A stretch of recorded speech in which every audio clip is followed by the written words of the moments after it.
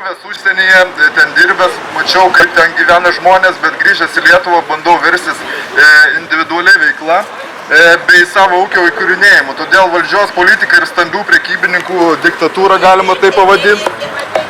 Daug skurdžiai besiverčiančių asocialių šeimų dėl tokios tragiškos valstybės politikos dalis žmonių palūžta, skęsta alkoholyje ar kitose svaigulose, todėl pirmavome pagal savižudybės ir daug kitų problemų.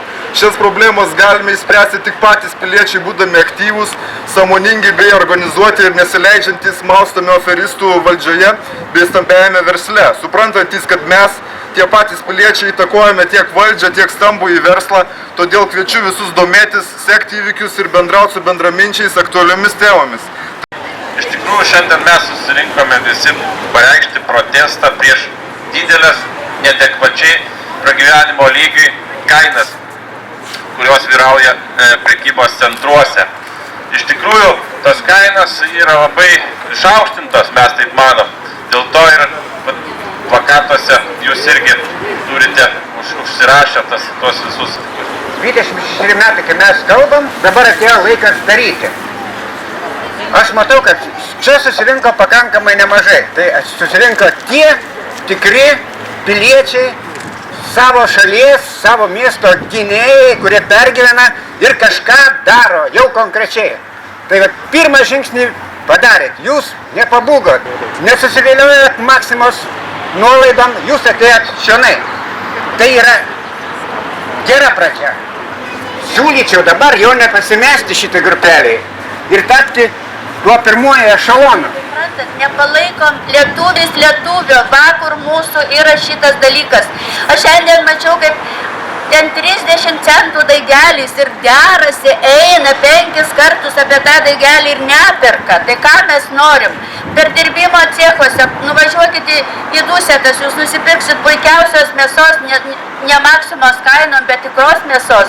Reiškia, jungiasi žmonės ir šiandien toks aš matau pirmą ženklą, kad žmonės jau juda, aš džiaugiuosi už jaunimą.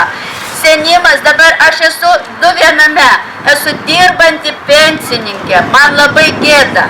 Aš turiu 46 metus stažo, nepertraukiamo nuo 18 metų ir aš turiu dar dirbti, kad pragyvenčiau.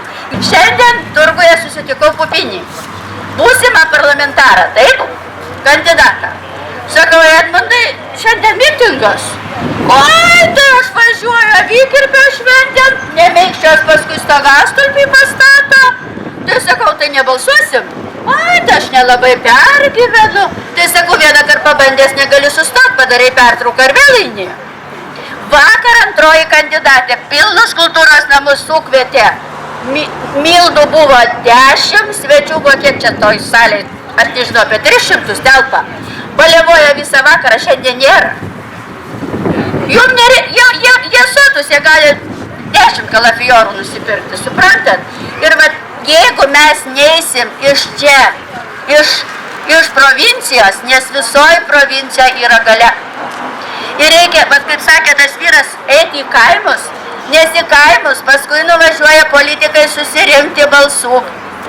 Iš tų pačių, ir eikit dar žmonės, eikit balsuoti. Neateina žmonės balsuoti, pasidaro, kas reikia. Aš čia kalbu, gali mane sušaudyti ant šitų laiptų.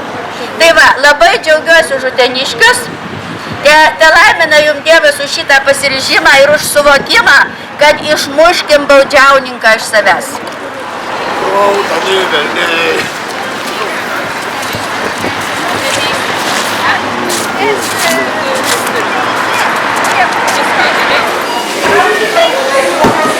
Thank you.